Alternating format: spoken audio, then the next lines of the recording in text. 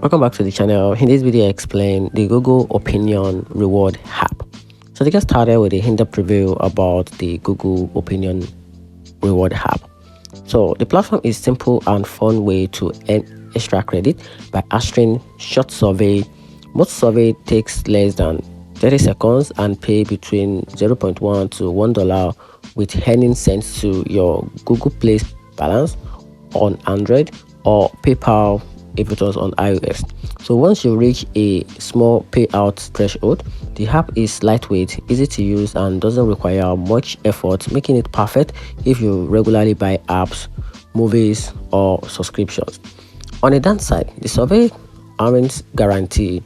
The availability depends on your location and your profile. Some users only get a few survey each month, and credit also expires after a year, and the Android users are limited to spending in the Play Store. And here's the overall conclusion about this: the app is simply worth it if you want a quick, no hassle reward, but don't expect steady income on frequent payout. And that's it. Hope you find the review a little bit more helpful. If you did, turn on the notification button and subscribe for more. Thanks.